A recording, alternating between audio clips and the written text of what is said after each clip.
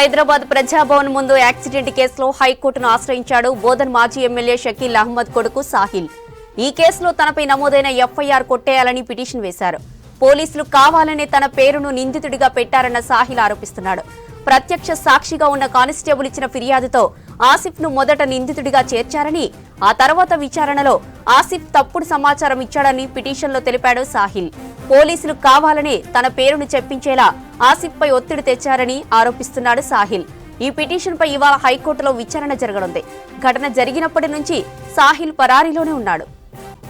ఇక ఇదే అంశానికి సంబంధించి మరిన్ని డీటెయిల్స్ సదానందం లైవ్ లో అందిస్తారు. సదా, హైకోర్టులో సాహిల్ పిటిషన్ డీటెయిల్స్ ఏంటి? ఎస్ జ్యోతి, లాస్ట్ మంత్ 23rd మార్నింగ్, అంటే మార్నింగ్ 2:32 నుంచి 3 o'clock మధ్యలో ఈ యాక్సిడెంట్ ప్రజాభవన్ ముందు జరిగింది. మాజీ ఎమ్మెల్యే, బీఆర్ఎస్ మాజీ ఎమ్మెల్యే షకీల్ కొడుకు సాహిల్ ఈ యాక్సిడెంట్ చేశాడు.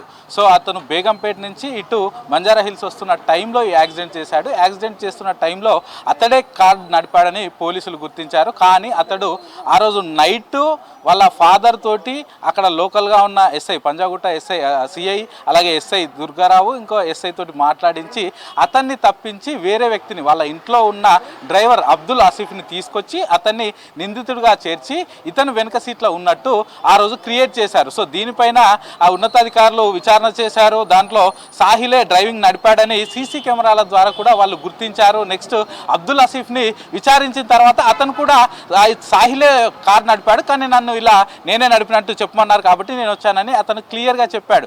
సో ఆ తర్వాత నుంచి, అప్పటి నుంచి సాహిల్ ఇప్పటి వరకు పరారీలోనే ఉన్నాడు. సో ఆ రోజు యాక్సిడెంట్ జరిగిన తర్వాత ఇక్కడి నుంచి ముంబైకి వెళ్ళిపోయాడు. అక్కడి నుంచి అతని మీద కేసు నమోదు చేశారని తెలియగానే ముంబై నుంచి దుబాయ్లోని వాళ్ళ రిలేటివ్స్ ఇంటికి వెళ్ళిపోయాడు. సో అప్పటి నుంచి అతని మీద లుకౌట్ నోటీసులు జారీ చేశారు పంజాగుట్ట పోలీసులు. ఇప్పటి వరకు అతను ఇటు ఇండియాకి రాలేదు. ఒకవేళ ఇండియాకి వస్తే అతన్ని అరెస్ట్ చేస్తామంటూ కూడా పోలీసులు చెప్తున్నారు. సో ఈ టైంలో, అంటే ఇప్పుడు గత 15 days నుంచి ఈ కేసు అలాగే ఉంది. అతని పైన లుకౌట్ నోటీసులు ఉన్నాయి, కానీ ఎక్కడ తేలకపోవడంతో ఇప్పుడు సాహిల్ అతని అడ్వకేట్ ద్వారా హైకోర్టులో ఒక పిటిషన్ వేశాడు. ఏంటంటే ఈ కేసుకు నాకు ఎలాంటి సంబంధం లేదు, నేను యాక్సిడెంట్ జరిగినప్పుడు నేను కేవలం వెనక సీట్లోనే ఉన్నాను, నేను కారు నడపలేదు, మా డ్రైవర్ అబ్దుల్ ఆసిఫ్ మాత్రమే కారు నడిపాడు.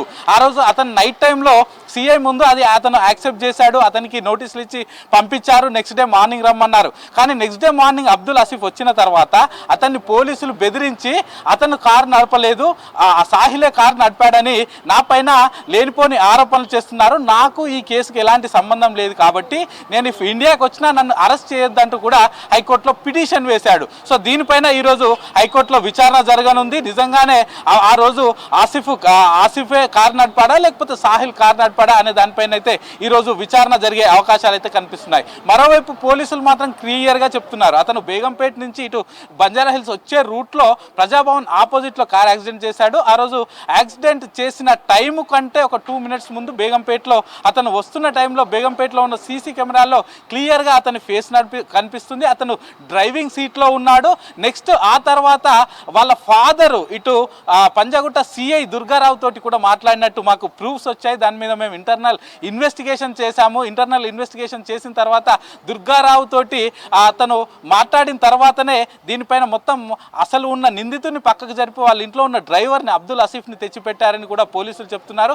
దీనిపైనే ఆ రోజు ఇది రుజువు కావడంతో ఆ రోజు దుర్గారావు సిఐని కూడా, అతను నైట్ డ్యూటీలో ఉన్న సిఐని కూడా సస్పెండ్ చేశామని పోలీసులు చెప్తున్నారు. మా దగ్గర క్లియర్ కట్ ఎవిడెన్సెస్ ఉన్నాయి, టెక్నికల్ ఎవిడెన్సెస్ ఉన్నాయి. ఇక మరోవైపు ఎవరైతే నిందితుడిగా చేర్చారో అబ్దుల్ ఆసిఫ్కు సంబంధించిన స్టేట్మెంట్ కూడా మాకు ఉంది కాబట్టి అవన్నీ మేము కోర్టులో ప్రొడ్యూస్ చేస్తాం. తప్పకుండా దీనిపైన ఇప్పుడు ఇతను వేసిన పిటిషన్ పైన కూడా మేము కౌంటర్ దాఖలు చేస్తాం. మా దగ్గర ఉన్న ఎవిడెన్స్ అన్నిటితో కలిపి మేము దీనిపైన కౌంటర్ కూడా దాఖలు చేస్తామని పోలీసులు చెప్తున్నారు.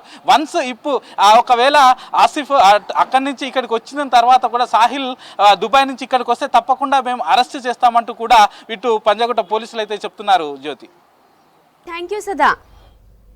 హైదరాబాద్ ప్రజాభవన్ ముందు యాక్సిడెంట్ కేసులో హైకోర్టును ఆశ్రయించాడు బోధన్ మాజీ ఎమ్మెల్యే షకీల్ అహ్మద్ కొడుకు సాహిల్.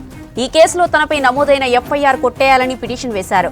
పోలీసులు కావాలనే తన పేరును నిందితుడిగా పెట్టారన్న సాహిల్ ఆరోపిస్తున్నాడు. ప్రత్యక్ష సాక్షిగా ఉన్న కానిస్టేబుల్ ఇచ్చిన ఫిర్యాదుతో ఆసిఫ్ ను మొదట నిందితుడిగా చేర్చారని, ఆ తర్వాత విచారణలో ఆసిఫ్ తప్పుడు సమాచారం ఇచ్చాడని పిటిషన్లో తెలిపాడు సాహిల్. పోలీసులు కావాలనే తన పేరును చెప్పించేలా ఆసిఫ్ పై ఒత్తిడి చేశారని ఆరోపిస్తున్నాడు సాహిల్.